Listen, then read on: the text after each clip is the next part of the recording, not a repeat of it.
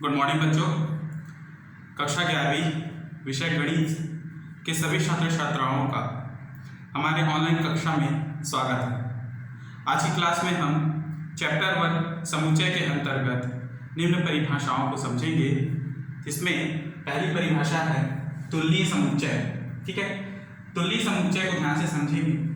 दो समुच्चय ए और बी तुलनीय समुच्चय कहलाते हैं यदि ए सबसेट बी और बी सबसेट ए। इसका अर्थ यह है कि यदि ए का प्रत्येक अवयव बी में हो और बी का प्रत्येक अवयव ए में हो तो ऐसा समुच्चय तुलनीय समुच्चय कहलाता है। क्लियर। नेक्स्ट है घात समुच्चय। समुच्चय ए के सभी उप समुच्चयों का समुच्चय, समुच्चय ए के सभी उप समुच्चयों का समुच्चय ए का घात समुच्चय कहते हैं। इसे P ऑफ ए से दर्शाते हैं क्योंकि P ऑफ ए का प्रत्येक अवयव समुच्चय होता है। क्लियर। तो घात समुच्चय क्या है? समुच्चयों के उप समुच्चयों का समुच्चय। ठीक है, समुच्चयों के उप समुच्चयों का समुच्चय घात समुच्चय कहलाता है और घात समुच्चय को हम P ऑफ ए से दर्शाते हैं।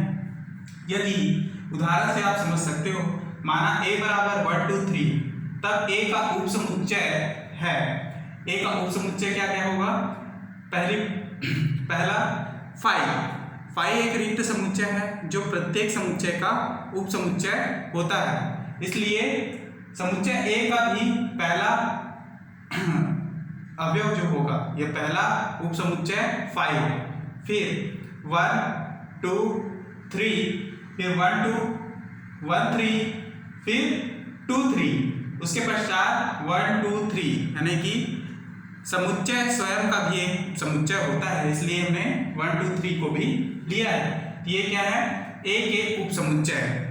इस प्रकार P ऑफ ए का यानी कि P ऑफ ए बराबर ब्रैकेट के अंदर सभी समुच्चयों को यानी कि उप समुच्चयों को हम ब्रैकेट के अंदर लिख लेंगे तो ये P ऑफ ए दर्शाएंगे। क्लियर। नेक्स्ट है सार्वत्रिक सार्वत्रिक समुच्चय। समुच्चय में ऐसा समुच्चय की आवश्यकता है जिसमें सभी विचाराधीन समुच्चय आ जाए। अतः ऐसा समुच्चय जो सभी विचाराधीन समुच्चय का अधिसमुच्चय हो सार्वत्रिक समुच्चय कहलाता है। क्लियर। सार्वत्रिक समुच्चय को मैं आपको एग्जांपल से समझाता हूं।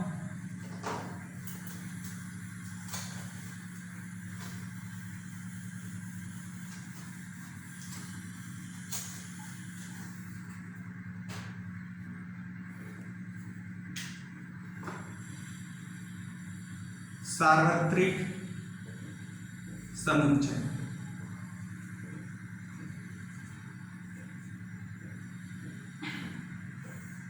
ठीक है, तो उदाहरण माना a बराबर दिया है 1 2, ठीक है, b बराबर दिया है 1 3, C बराबर दिया है 1 3 4। ठीक है, तो इस प्रकार से सार्वत्रिक समुच्चय U बराबर क्या होगा? 1 2 3 4। ठीक, इसका ये हुआ कि समुच्चयों के जितने भी अवयव हैं उनकी पुनरावृत्ति ना हो, उन सभी अवयवों को एक साथ मिलाकर आप लिखते हैं तो वह क्या है? यूनिवर्सल सेट या सार्वत्रिक समुच्चय। जिस प्रकार मैंने सभी समुच्चयों के अवयवों को एक साथ मिलाकर लिखा है ना, और इसे U से प्रदर्शित किया जाता है क्योंकि इसको इंग्लिश में यूनिवर्सल सेट कहते हैं, इसलिए U बराबर 1 2 3 4।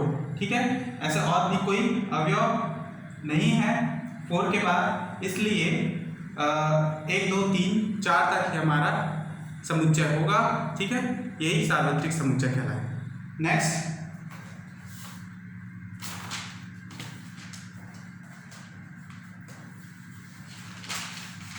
क्वेश्चन में आते हैं। Example number 5।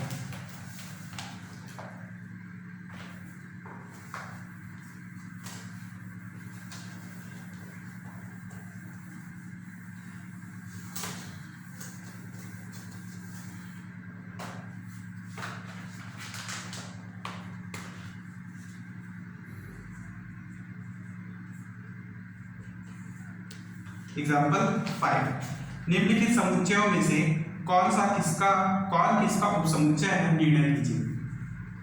निम्नलिखित समुच्चयों में से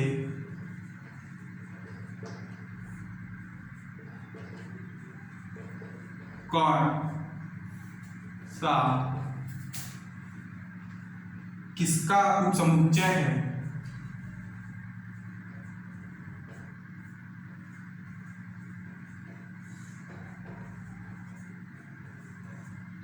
इसका उपसमुच्चय है दर्शाइए।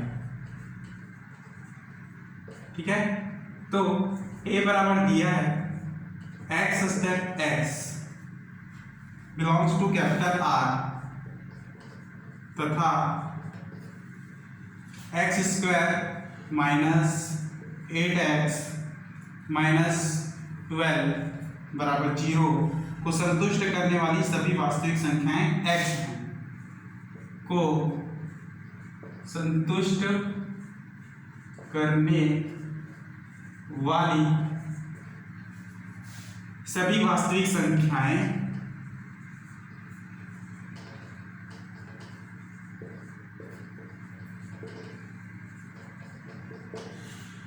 x हैं, ब्रैकेट क्लोज। फिर b का मान दिया है, b का वैल्यू है 2 4 6,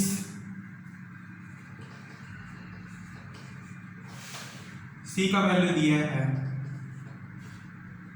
2 4 6 8 डॉट डॉट डॉट और d का वैल्यू है ब्रैकेट में 6।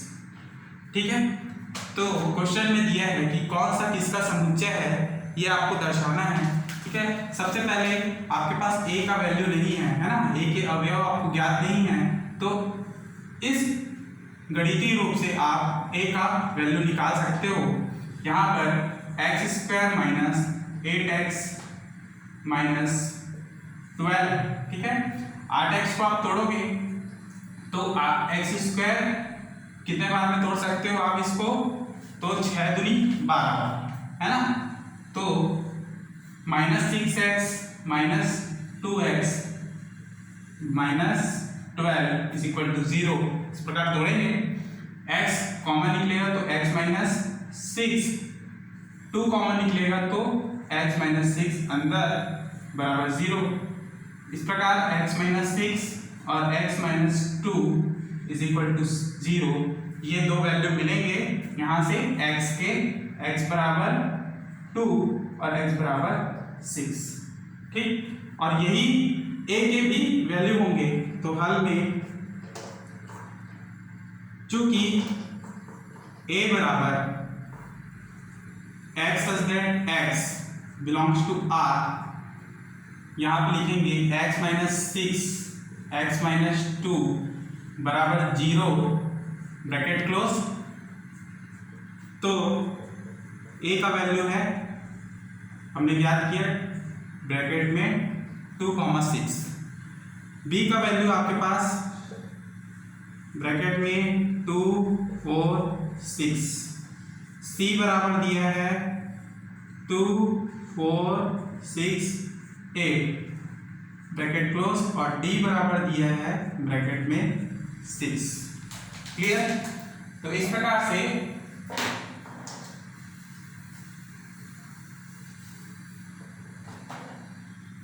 a के जितने भी अवयव है ना, a का प्रत्येक अवयव b में है, इसलिए a सबसेट b, a का प्रत्येक अवयव c में भी है, इसलिए a subset c।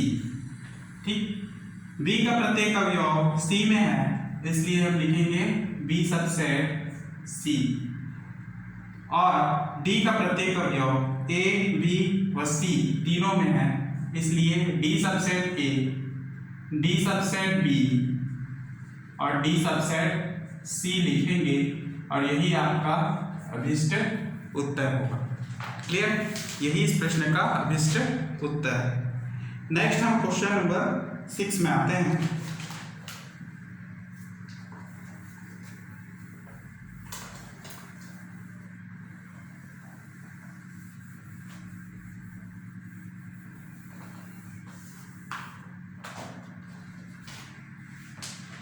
Question number 6 पे दिया है निम्नलिखित समुच्चयों के सभी उप समुच्चय और घात समुच्चय लिखिए। ठीक है, उदाहरण 6 है निम्नलिखित सभी समुच्चयों के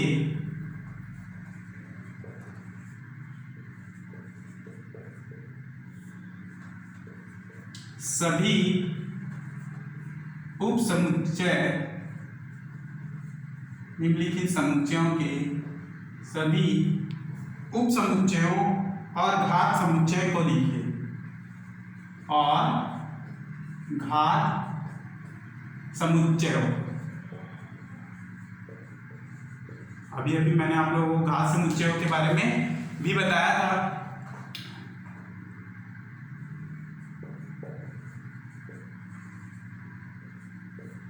ठीक, तो पहला प्रश्न दिया है फाइव हल। तो फाइव क्या है? किसी भी समुच्चय का एक रिक्त समुच्चय कहेंगे उसको, यानी कि प्रत्येक समुच्चयों में फाइव एक समुच्चय होता है या उप समुच्चय होता है। ठीक है, इसलिए यहाँ पर माना ए कोई समुच्चय है बराबर फाइव लेते हैं, तब ए में अवयवों की संख्या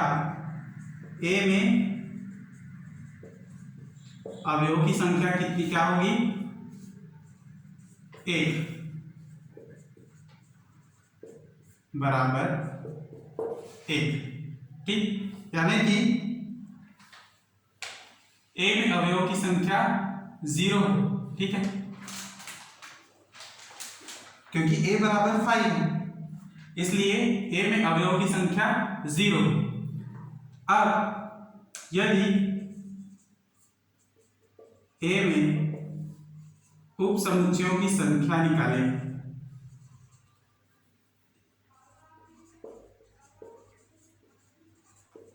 उप समुच्चयों की संख्या, तो इसका सूत्र आपके पास है टू द पावर n, और n का वैल्यू यहाँ पर क्या है? ये अवयवों की संख्या जिसको n से दर्शाते हैं 2 की घात 0, तो 2 की घात 0 बराबर 1 ही होता है ना। इसलिए उप समुच्चयों के एक उप समुच्चय कौन कौन से होंगे? एक उप समुच्चय हैं ब्रैकेट के अंदर 5। क्लियर? ब्रैकेट में 5, तो ए का घात समुच्चय क्या होगा?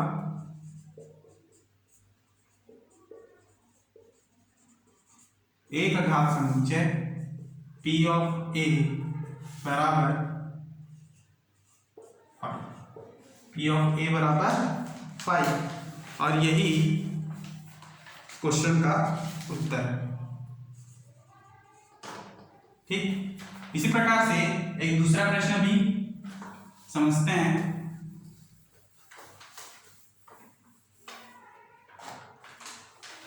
दिया है ए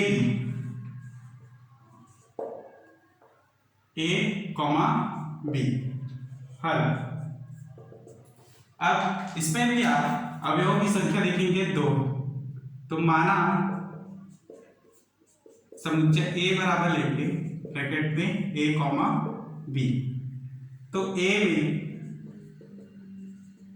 अवयवों की संख्या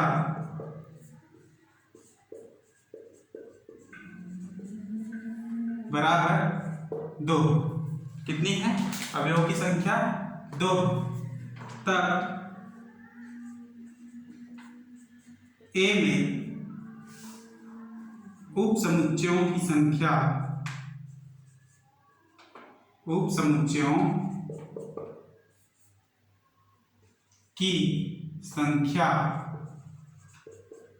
बराबर 2 की घात n है ना, और n का वैल्यू यहाँ पर 2 है, तो 2 की घात 2 बराबर 4।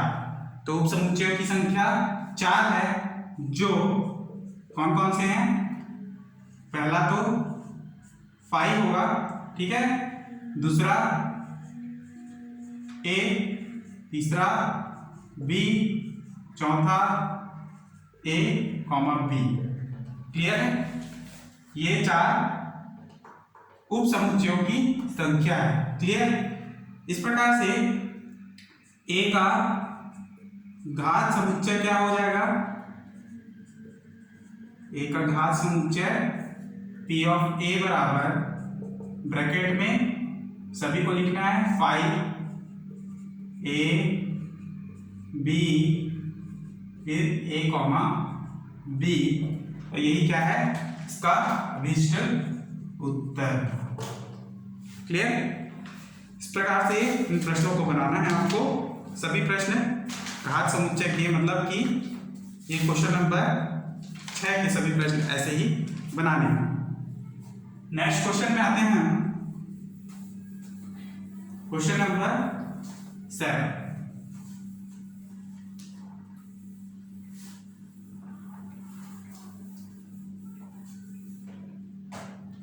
निम्नलिखित को अंतराल रूप में लिखिए। उदाहरण नंबर 7।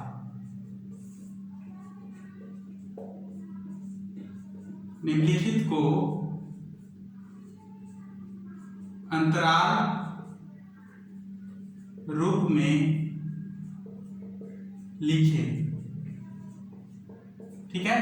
तो अंतराल रूप में लिखना है। मैंने आप लोगों को पिछले क्लासेस में विपरीत अंतराल और समृद्ध अंतराल की परिभाषा बताया था। ठीक है? जिसमें मैंने आप लोग एक सूत्र के बारे में नहीं बताया है, उस सूत्र को आप समझेंगे।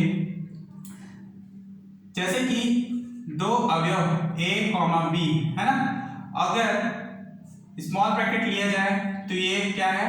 विपरीत अंतराल का रूप है ना, विपरीत अंतराल। उसी प्रकार से बड़ा ब्रैकेट के अंदर यदि ए कॉमा बी हो तो ये क्या है? समृद्ध अंतराल को दर्शाता है। ठीक है? समृद्ध अंतराल। तो एक विपरीत अंतराल हो या समृद्ध अंतराल हो या अर्ध समृद्ध, अर्ध विपरीत अंतराल हो, है ना, अर्ध समृद्ध या अर्ध विपरीत। ठीक है? या फिर अर्ध विपरीत और अर्ध समृद्ध अंतराल, अर्ध विपरीत या अर्ध समृद्ध। इन सभी परिस्थितियों में आपका अंतराल की लंबाई का सूत्र होगा, अंतराल की लंबाई का सूत्र है बराबर b माइनस ए। इस प्रकार प्रश्न में अंतराल की लंबाई निकालने को कहा जाए तो आपको b माइनस ए सूत्र लगाना है, जहां b में b का वैल्यू और a में a का वैल्यू आपको रखना है। जैसे कि इस प्रश्न में मैं आप लोगों को समझा देता हूं। प्रश्न दिया है कि x such that x belongs to capital R, real number को दर्शा रहा है R, है ना, -4 less than x less than equal 6। ठीक? तो प्रश्न में देखेंगे x का वैल्यू -4 से बड़ा है ना, और x का वैल्यू -6 से छोटा तथा बराबर है।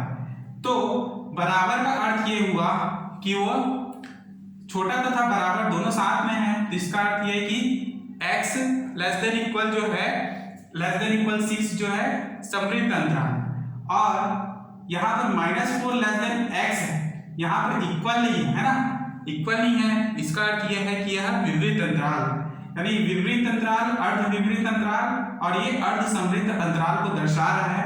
इसलिए इस प्रकार से आप इसको ब्रैकेट में लेंगे कि अर्ध विपरीत अंतराल है तो इसलिए स्मॉल ब्रैकेट से -4 लेंगे, कॉमा, और यह समृद्ध अंतराल को दर्शा रहा है, लेस देन इक्वल है, इसलिए 6 बड़ा ब्रैकेट लेंगे, है ना, ये क्लोज इंटरवल का साइन है और ये है ओपन इंटरवल का। तो -4 और कॉमा 6 यही इसका क्या है? वैल्यू है। तो अंतराल का लंबाई अंतराल की लंबाई निकालेंगे बराबर b माइनस ए। तो यहां पर a बराबर -4 है, b बराबर 6 है, तो 6 b की जगह में माइनस की जगह माइनस, a की जगह में आप लिखेंगे -4, इसलिए इसको ब्रैकेट में लिखेंगे। माइनस माइनस प्लस होगा, 6 + 4 = 10। तो इस प्रकार x की वैल्यू -4 से, है ना, -4 से 6 तक है, ठीक है। तो यही अंतराल की लंबाई क्या होगी, 10, अंतराल की लंबाई 10। इस प्रकार से प्रश्नों को आप हल करेंगे। एक और प्रश्न आप समझते हैं, एक और प्रश्न हम आपको समझाते हैं।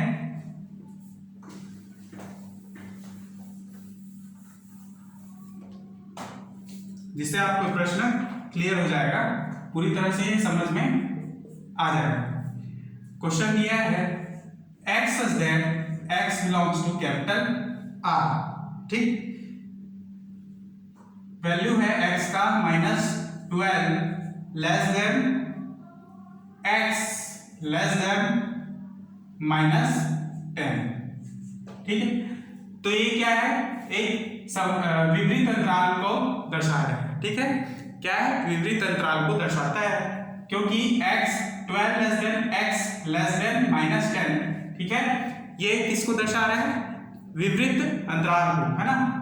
यदि यहाँ पर इक्वल होता दोनों में, है ना, लेस देन इक्वल, तो वह क्या है, समृद्ध अंतराल को दर्शाएगा, यानी कि क्लोज इंटरवल। तो इसका वैल्यू आपको प्राप्त होगा स्मॉल ब्रैकेट के अंदर -12, -10,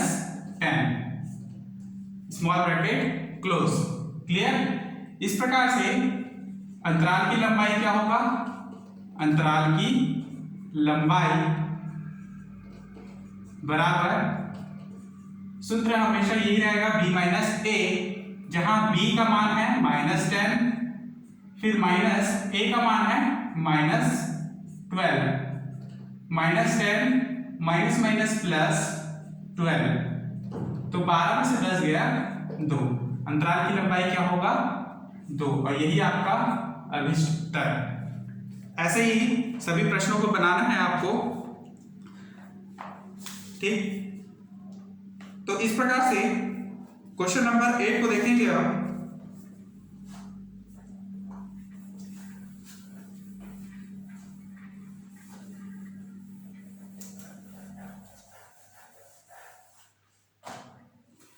निम्नलिखित अंतरालों को समुच्चय निर्माण रूप में लिखिए, ठीक है। उदाहरण नंबर 8 में दिया है,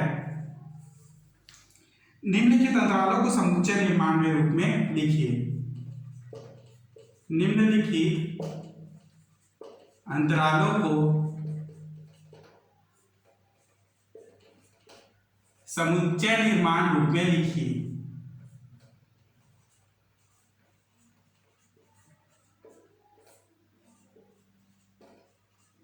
ठीक है, तो अभी तक से जो पिछला प्रश्न मैंने बताया है, क्वेश्चन आपका समुच्चय निर्माण रूप में था, ठीक है, और उसका हल जो हमने सॉल्व किया वो अंतराल के रूप में सॉल्व किया था।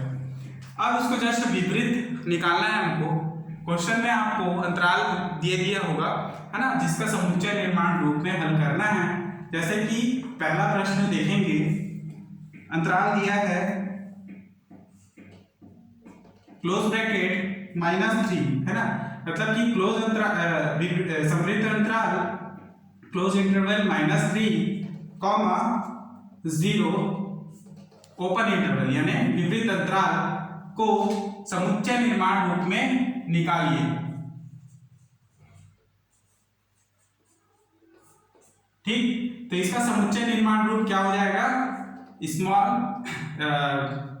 ब्रैकेट के अंदर में x such that x belongs to capital R, ठीक है, x such that x belongs to capital R bracket comma, फिर -3, चूंकि समृद्ध अंतराल है इसलिए लेस देन इक्वल लेंगे, x लेस देन विपरीत अंतराल है ओपन इंटरवल यानी लेस देन 0, ब्रैकेट क्लोज, और यही आपका समुच्चय निर्माण होगा।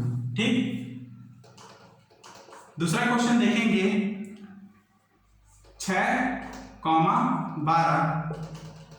तो इसको किस प्रकार से लिखेंगे, x such that x belongs to capital R। ये सभी रियल नंबर्स को दर्शा रहे हैं, इसलिए हमने x belongs to capital R लिखा है।